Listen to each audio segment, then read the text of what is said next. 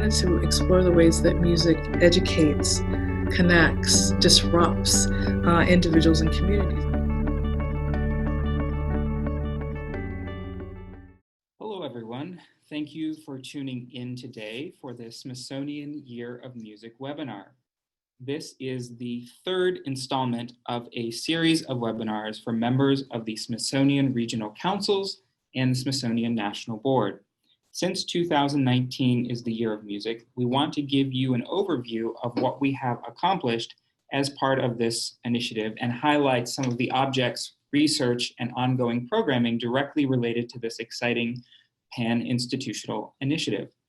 Please note that your audio is automatically muted and you will not be on video. If for any reason you are disconnected, simply click on the link you clicked on to get here and the system will take you back. The webinar is very likely full screen on your computer. If you would like to make it smaller, press the escape button on your keyboard. It will make the window you are viewing smaller. You can move them around or minimize them at any time. You may notice that there may be multiple windows on your screen within the Zoom application. You also have the opportunity to change your viewing options. We recommend using the speaker view setting, which is likely your default setting. Please note that this video conference is being recorded. There will be time at the end for any questions that you may have, and we will go over instructions on how to ask a question at that time. If you experience any technical difficulties, please contact Sarah Lieback. She will be able to help you troubleshoot. Her phone number is 202-633-8037. This information is also located at the bottom of the slide.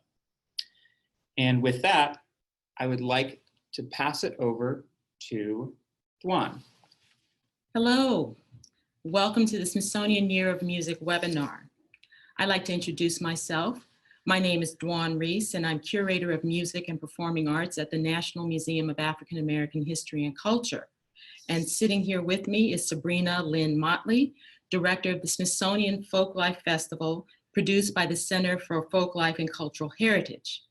We are delighted to be here with you and to talk about the Smithsonian Year of Music initiative and the 2019 Folklife Festival. Virtually everybody engages with music. It provides a sense of well-being, of identity, and of community.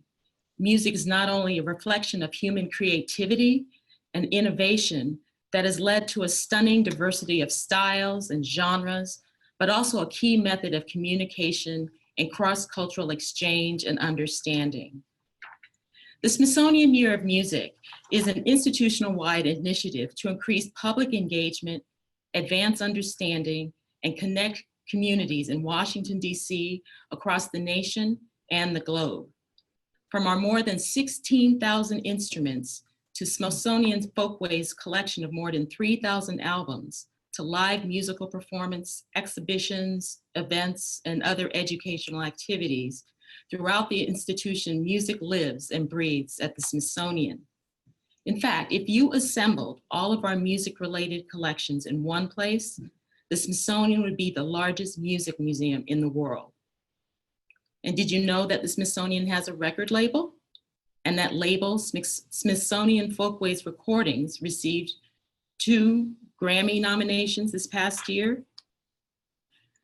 The Year of Music engages the public and increases awareness of music at the Smithsonian by programming 365 days of music, a music-related program or event every day of the year. This includes exhibitions, lectures, record releases, workshops, educational programs, and performances. Because this initiative crosses across multiple disciplines, it allows us to work more collaboratively, more effectively, and more efficiently to expand our reach across the globe and maximize the relevance of the Smithsonian to the international audiences that we serve. This is a central tenet of the Smithsonian strategic plan.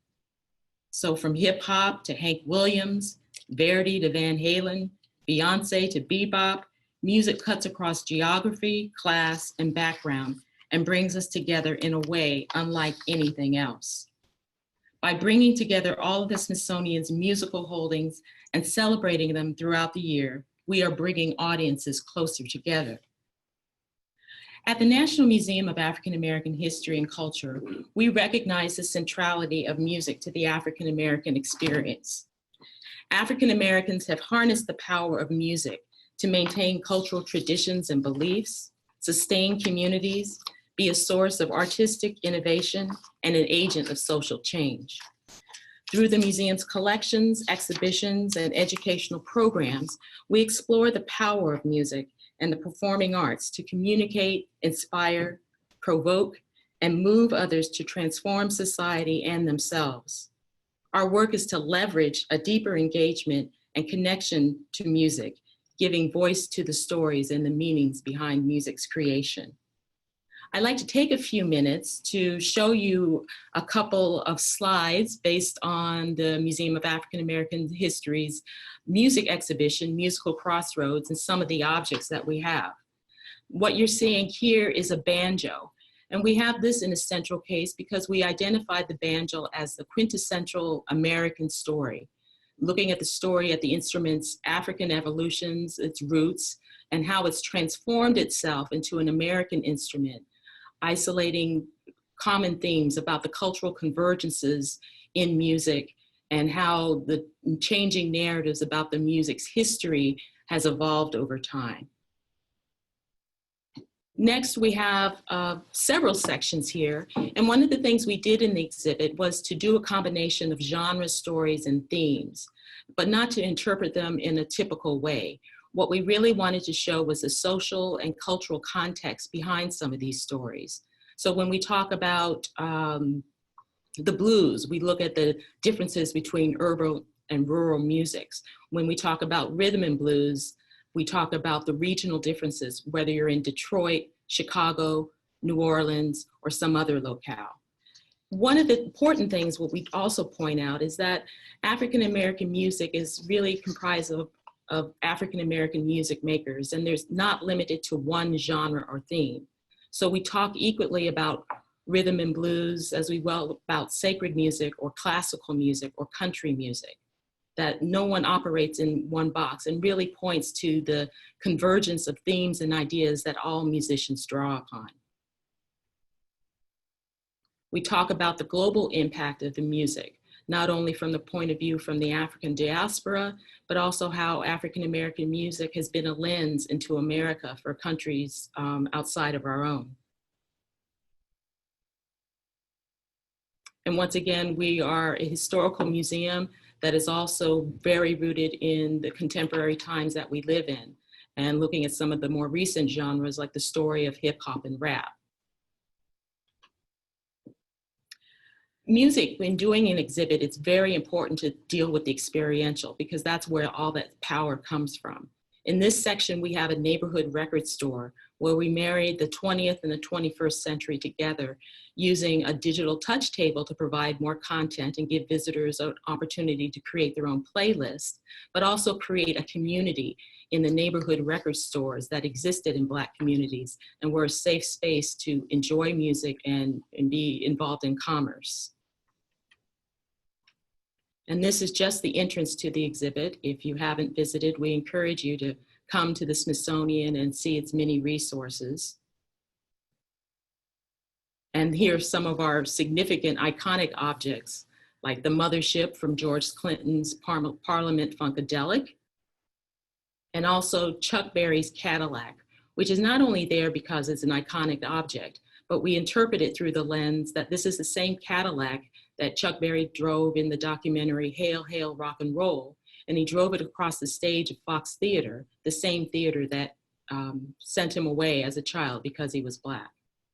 All enough to tell that the music at the African American Museum really explores music from a variety of lenses, and you get the same experience no matter where you go throughout the institution.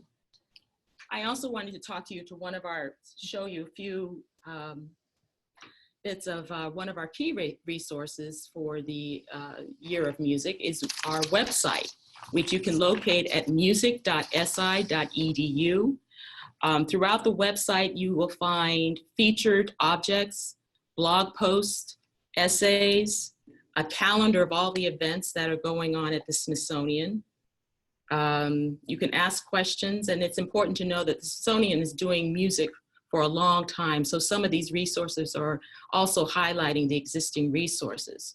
For June 18th, we have all kinds of events that you can go to, from exhibits to lectures. I think there's a lecture even going on right now. But if you're interested and know that you're going to be out here in Washington, D.C., we invite you to go to this website to see what's going on at the Smithsonian in a variety of ways. One of the key programs and themes of the Year of Music is the social power of music. And I will turn to Sabrina to tell you a little more about this. Thank you. Thank you very much. And thank you for your time and wanting to learn a little bit more about what we do at the Smithsonian Folklife Festival.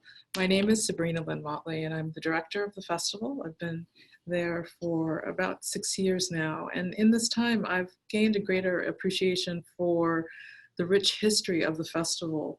It was started in 1967, and it really was an initiative of the 8th Secretary, S. Dillon Ripley, who challenged curators to take their instruments out of the cases and make them sing.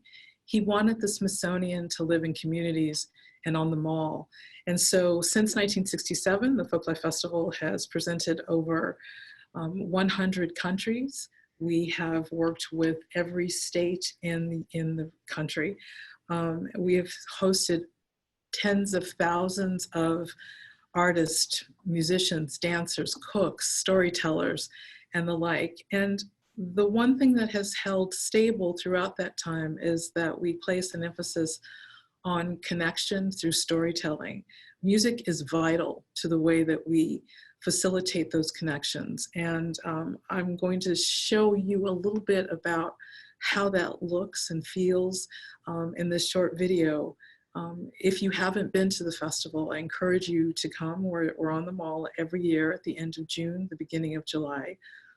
This year we have a special 2-day festival for reasons that have largely to do with the shutdown, but we'll still be there. But I want to give you a taste of the festival before we continue talking about the social power of music.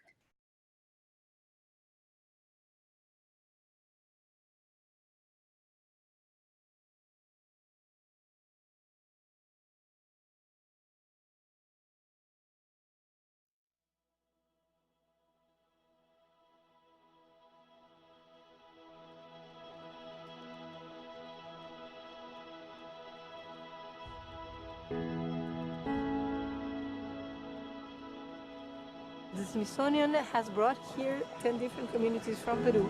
It's an opportunity to show what we do to all this great big audience here in Washington, D.C., but also to learn about ourselves. This is just like building a bridge, but it's different to cross it, to see who's at the other side.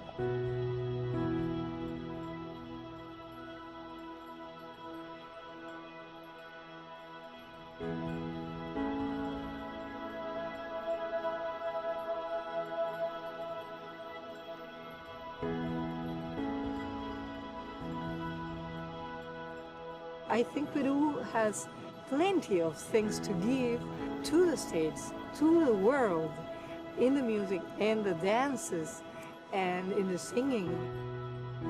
And that's the important thing, that here is a heart open to receive.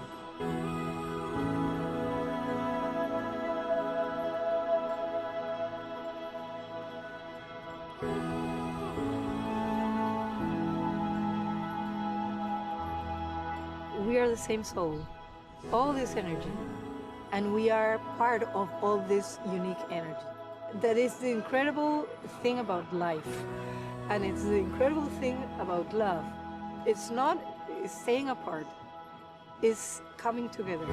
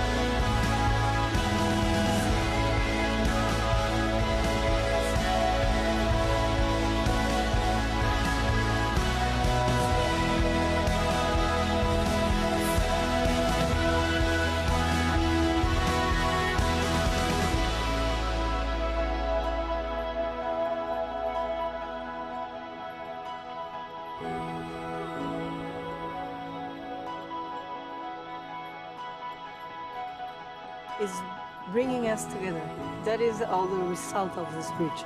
And we need to have this experience because we are human beings and we need to build really a better world with peace, with harmony, in love.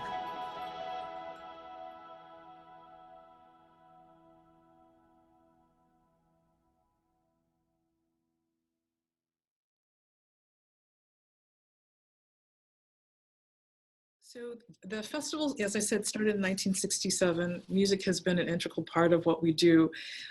This year, we are asking the question, what is the sound of community? How does music bring us together? And under what circumstances does it separate us? We decided to go with the social power of music as a theme, again, because we wanted to explore the ways that music educates, connects, disrupts individuals and communities. And when we talk about the social power of music, we don't just mean activist music. We're also talking about lullabies. We're talking about hymns. We're talking about a range of music. And it has been really extraordinary to the response that we have received this year.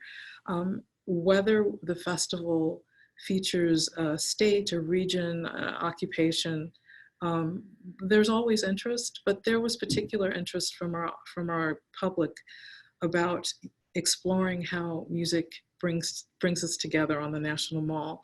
So I want to share another video with you that talks about what we mean when we talk about the social power of music.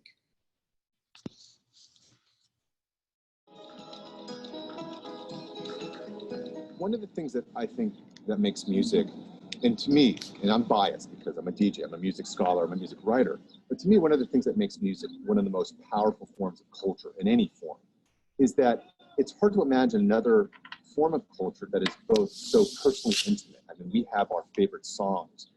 There are songs that we use to tell the audio biography of our lives, for example.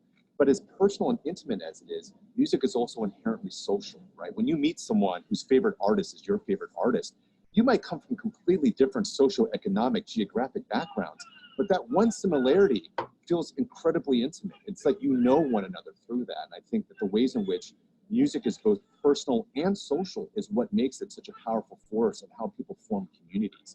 So you think about people who go to music festivals, they'll travel across not just, you know, inner city borders or interstate borders. I mean, they'll cross international borders to go see artists that they love perform together.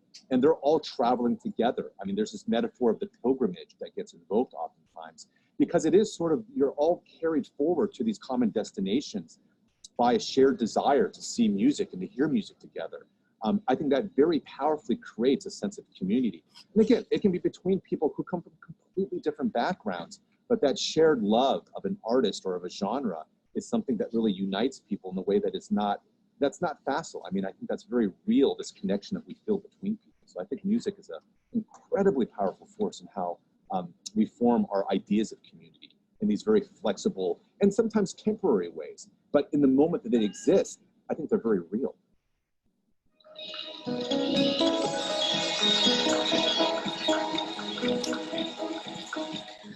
So if you find yourself in Washington, D.C. on June 29th and 30th, we will be on the National Mall near 12th Street, and we will have our usual concerts and workshops. We will have demonstrations and discussions about the social power of music. One of the things that we're specifically looking at is breaking open this notion of folk, who owns it, who gets to be part of it. What does it mean to be a troubadour in this day and age? So on Saturday, the 30th, we will have workshops and engagements really looking at the place of music and creating community in Washington, D.C. So during the day, we're working with DC Libraries, Punk, and Go-Go archives. Again, thinking about what does contemporary folk look like. In the evening, we'll have a special concert called The Fierce Urgency of Now, Modern Troubadours, Poets, and Wordsmiths. And we'll invite artists to come together on the National Mall and bring to life the words of Dr. Martin Luther King, who spoke those same words on the Mall, to share with us what their fierce urgency of now sounds like. And we're looking forward to a special evening that will feature Ruby Ibarra, who's a young Filipina-American hip hop artist from the Bay Area, Quetzal, who is a Grammy-winning ensemble on the Smithsonian Folkways recording label. And then we'll close out with a local artist, Kokai Asahi, and he will be there with us again, exploring those themes through music. On Sunday is a family day, and we'll have an instrument petting zoo for people, a drum circle. We're collecting oral histories from young children to get a sense of what music means in their lives. And those recordings will be kept in our archives, and they will become part of the Smithsonian's larger story.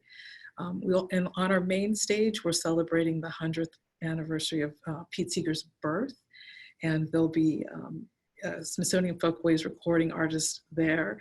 And then we're going to close at everything with a visual history of hip hop presented by Grandmaster Flash. So it's going to be a wonderful weekend, and it's not our usual 10 days, but we think that people will still walk away with an incredibly rich experience, not only of the Folklife Festival, but also of the Smithsonian.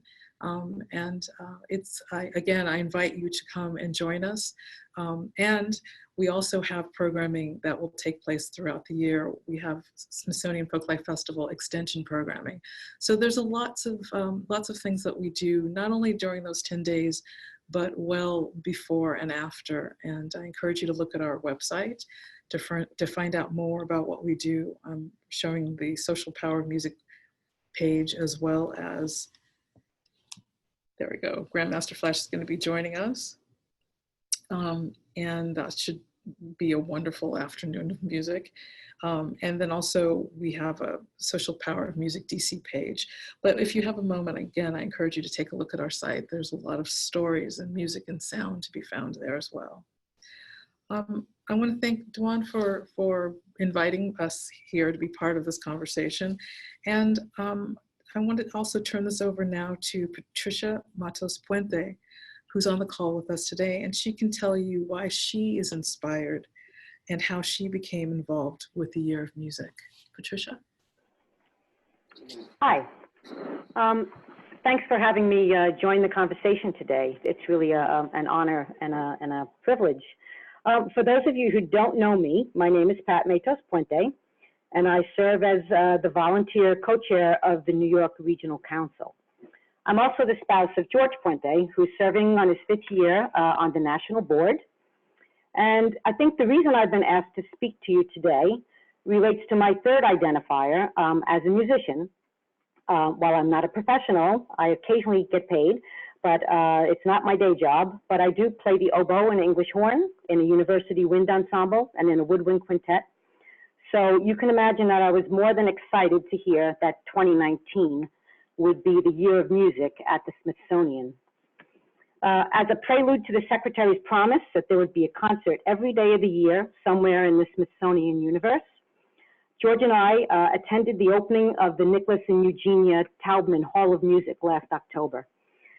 This absolute jewel box of a recital hall is tucked away at the end of the new exhibition hall of sports, entertainment, and culture on the 2nd floor of the newly opened West Wing. And it provides a venue for what I call the Smithsonian's Live Museum of Music. I guess it's a little bit of the inside version of what was just mentioned as the Folklife, bringing the instrument collection outdoors. Well, this is where we can hear the instrument collection in a beautiful space. And for those of you who haven't been in this recital hall, it's really quite an amazing space. When you're inside, it's completely quiet. It's kind of an oval-shaped room.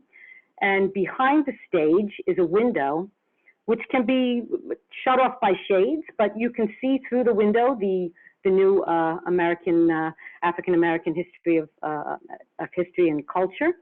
And you can also see people in the West Wing who are peering through the slightly shaded window, kind of looking at what's going on inside. But of course, it's completely soundproof. So it's a very unique space. And you're just reminded when you're in there that you're in this oasis in the midst of a very busy museum, listening to music being played on Stradivari strings and rare harpsichords and forte pianos. It's a really amazing experience. On this particular evening, we were treated to an eclectic mix of jazz and classical music, and we finished with an amazing rendition of Bach's Fifth Brandenburg Concerto, played on original instruments. It was really fantastic. We were fortunate to have been able to attend the official opening of the Year of Music, which took place on December 10th in the Renwick Gallery. Secretary Scorton was the MC for another evening of great music, featuring performances that span the spectrum of the broad history of music. So representing the 21st century, we listened to Shadoka Telefero.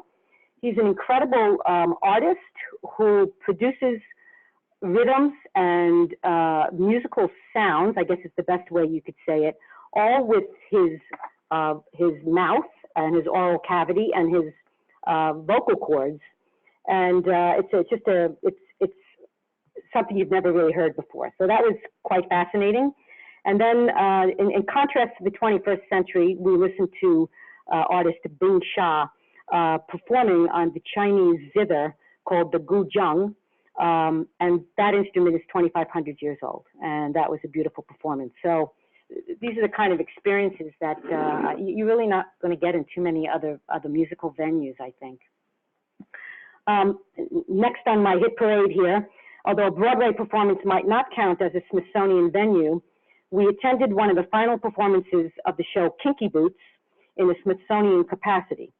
And Thea Hardig, 2 weeks into her new role as the director of the American History Museum, was there to accept the donation of the iconic Fire Engine Red thigh-high boots from the play to the entertainment wing of the museum. We had a lovely pre-play reception, and Cyndi Lauper and Harvey Fierstein showed up. So you never know who you're gonna run into at these Smithsonian events. And just as an aside, we were so impressed how much Smithsonian knowledge Museum Director Hardig already had in her grasp just 2 weeks into her tenure. I was trying to remember the name of one of the musical instrument curators who I had contact with, and she came up with it before I did. So I was very impressed. Our first annual Regional Council Summit was held this mid-May, and it was piggybacked onto the annual Smithsonian Weekend event that's held to members of the Smithson Society, the Smithsonian Giving Circles, and the Smithsonian Legacy Society. For those council members on the call who didn't have an opportunity to come this year, it was really a fantastic event, a lot of fun meeting council members from all over the country, a great opportunity to network and hear other ideas. But the weekend culminated in a dinner in the Arts and Industries building and featured musical performances throughout the evening. As we entered the garden to go into the museum, there were African drummers. As you went into the main hallway, there was a mariachi band. And then throughout the evening and the dinner, there was a variety of music being played on a stage in the East Wing. And it turns out to be acoustically a very interesting building because you couldn't really hear the music. If you were in one wing of this cross-shaped building, you couldn't really hear it in the other wing. So it has a lot of potential, that building, I think. During the same weekend, George and I were invited to attend the Friday American History Museum staff concert, Who Knew, held in the Taubman Recital Hall as well. As we entered, we were handed a glass of sherry, and we joined a dozen or so museum staff in a circle to listen to the Axelrod String Quartet play a transcription of Bach's Art of the Fugue on a quartet of Amati string instruments from the 16th century. Coming to this concert that sort of demonstrated the versatility of this recital space because none of the seats are permanent. So we were all seated in a circle, and these amazing instruments and consummate performers were right in the middle of us. It was a very intimate and up-close concert that I'll remember for a long time to come. And then just 2 weeks after that, we heard the Smithsonian Jazz Masterworks Orchestra perform in the Jazz Standard in Manhattan, the famous jazz club, with guest vocal artist Kurt Elling. It was yet another memorable evening, compliments to the Smithsonian Year of Music, and right in my own backyard here in New York.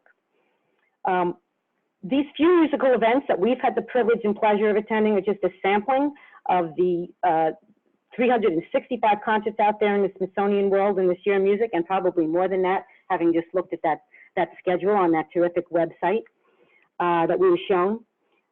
Thanks in large part to the amazingly talented, professional, and seemingly tireless advancement team, all of these events are enjoyable from beginning to end. Taking into consideration that the Smithsonian is an institute with countless gigantic programs happening simultaneously, at all times, it kind of reminds me of a Chinese acrobat performance with the spinning plates. It's very impressive to me that this year music is proceeding in stellar fashion, based on my small sampling here. I don't think the New York Philharmonic or Hollywood or Disney could have done it any better. I'm going to try to attend as many more Smithsonian musical happenings over the next half of the year that remains, and I sincerely hope that many of you will have an opportunity to do the same. Thanks for having me on. Thank you, Patricia. We are fortunate to have you as an ambassador for this special initiative. I think now we have some time for questions, and invite you to share your comments, thoughts, or questions with us about what you've heard today. So we've now arrived at the question and answer portion of the webinar, and I will go over a few instructions on how to ask a question, and then we will give you the opportunity to speak. So if you are using a computer with a microphone, are using a computer without a microphone, but have also called in on the phone, or are using a tablet, please use the raise hand feature to ask a question. You may raise your hand by clicking on participants at the bottom of the screen. You should see a list of participants in the right-hand column, and at the bottom of the list of participants, you should see a raise hand button. You may click on that to raise or lower your hand. You may ask your question once we have confirmed your microphone is unmuted. If you are using a computer without a microphone and did not dial in on the phone, please click on the chat at the bottom of the screen. A chat box will appear where you can type your question, but please be sure to hit the enter key after typing your question. If you have joined us on the phone, you may raise your hand by pressing *9. You may ask your question once we have confirmed your phone is unmuted. Again, that is *9 for our participants on the phone. Alternatively, everyone who has joined may also submit a comment or question by emailing me, Brent Stewart, and my email address is Stewart, S-T-E-W-A-R-T, B as in boy, @si.edu. Now, I know many of you on the call have direct connections within the music industry, and I would also encourage you to email your questions to me personally, and we'll connect you with the best person here at the institution. So to give you a moment to formulate your questions, we have a few that came in from members who could not join today's call. Have you partnered with any organizations outside of the Smithsonian as part of this initiative? I can answer that one. Yes, we have. Partnerships are very key, not only within the institution, but outside of the institution. But to just give you a sense of who we've partnered with the Kennedy Center, a local restaurant, bookstore, Busboys and Poets, Pearl Street Warehouse, Songbird, NPR. We've also reached out to all of the embassies that are based here in Washington, D.C., but we've been able to build quite amount of synergy around this initiative. We've also worked with our Smithsonian affiliates, partnering with them to highlight their own programs that they have throughout the country. I can also add a few other national partnerships with the Lincoln Center, Carnegie Hall, New Jersey, not New Jersey, but the New Orleans Jazz and Heritage Festival and the Newport Folk Festival. And most recently, the San Francisco Airport had an exhibition of album art from Arhoolie Records, which was recently acquired by Smithsonian Folkways. I would also say the same is true for the Folklife Festival. Although we are primarily known for its 10 days on the Mall, during which we get about 700,000 visitors and 10 million more online. We do live beyond those 10 days, and all of the names that you mentioned are people that we partner with off the mall. So we want to keep our music programming alive and rich and active 365 days a year as well. Great. And what are the Smithsonian Year of Music's fundraising needs and priorities? Well, this is a initiative that has built a lot of synergy throughout the institution. We've had every museum, research center, including the zoo, talk about music and how they use it either with the animals or in their own programs and exhibitions. We're about halfway through the initiative, and there's still 6 months to go in supporting the programs that we have. One of the big things, and one of the things we're very interested in, are institutional-wide programs. And one of the things that we're planning is in September 12th through 15th, I believe, is a Future of Music conference. And this is an opportunity to get outside the Smithsonian. And we're not even calling it a conference. Right now it's an unconference. But we're going to talk about the future of music from a variety of perspectives, but also engage with the community and bring them into that dialogue. Talking about things going on in the industry, talking about it from a community focus, talking at it about a listening focus. But what is the future of music for everyone and here at the Smithsonian? So that's one of our biggest needs. And then I think we would welcome the opportunity to do some more large-scale projects before the year ends, and we would need funding for that as well. But I also think that there's an opportunity to think beyond the Year of Music. Oh, absolutely. And to carry it forward.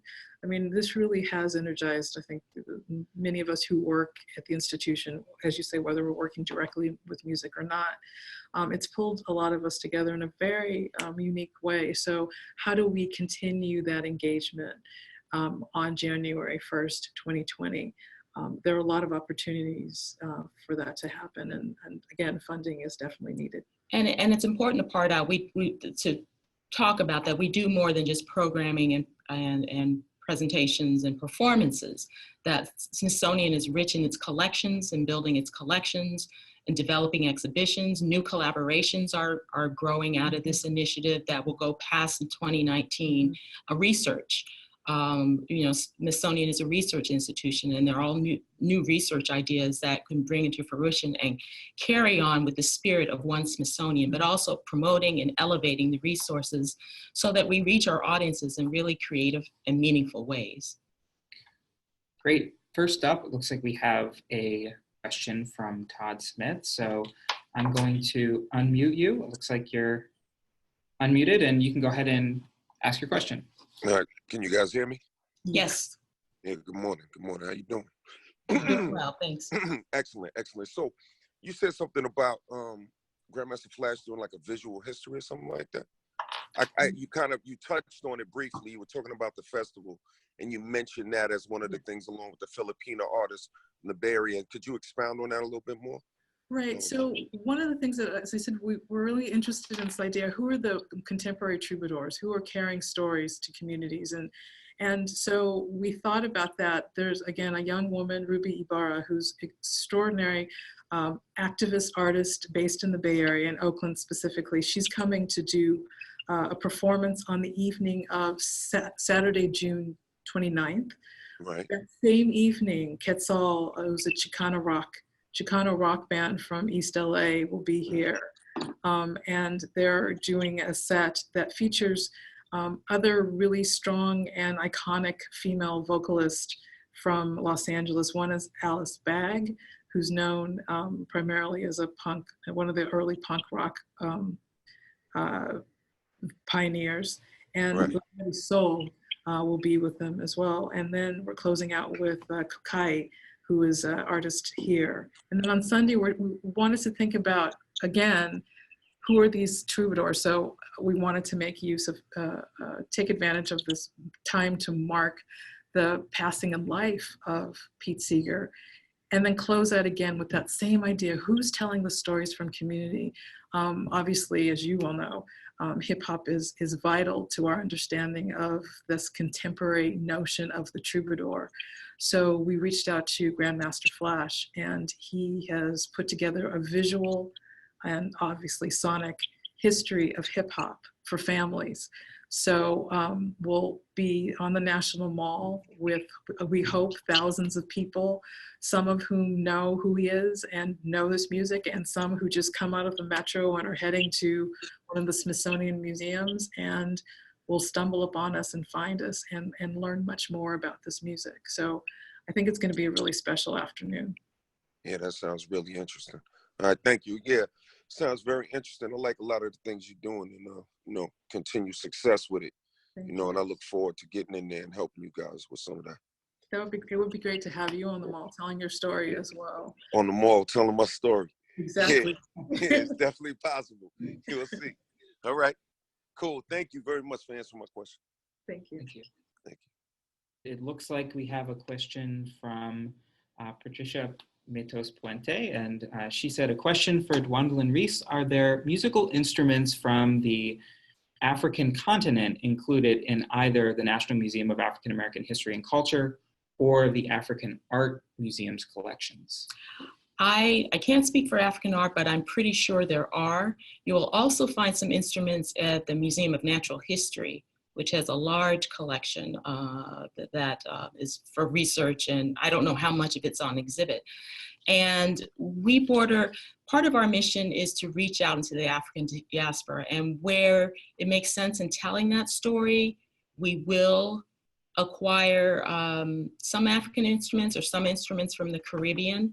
But part of the diaspora is part of the story of African American music, and we definitely want to make those links. Looks like we have one more question. Todd? Yeah, one last question. So I know you're gonna give us all the dates for all of these events, right? We can get all that after the call. I just want to be really clear about that. Yes. Yeah, that's important. All right, because it's really interesting. All right, I just wanted to be really clear about that because I don't want to miss anything. Because that mall thing sounds really interesting, and yeah, it just is. sounds very interesting. So I wanna make sure that we reach out on that. All right, guys, I appreciate it. Thank you very much. I don't want to hold you. Thank you. Thank you so much. Appreciate it. Thank you. All right. Peace. So I just wanted to say a huge, huge thank you to Dwandalyn and Sabrina for joining us today and shedding some light on the Year of Music and all of its amazing initiatives. And I just find it personally amazing that it's 365 days a year of programming. Even during the government shutdown, we perpetuated that and continued with that. And I think it speaks volume to this amazing initiative. And the tremendous resources that we have at the Smithsonian. Definitely. And I just personally want to, maybe I can speak for Sabrina, thank you all for your interest and support of the Smithsonian. We invite you anytime, and not only reach out to Brent, but if you have questions about any of the programs that we're involved in, please let us know. We're happy to answer them and open to ideas as well.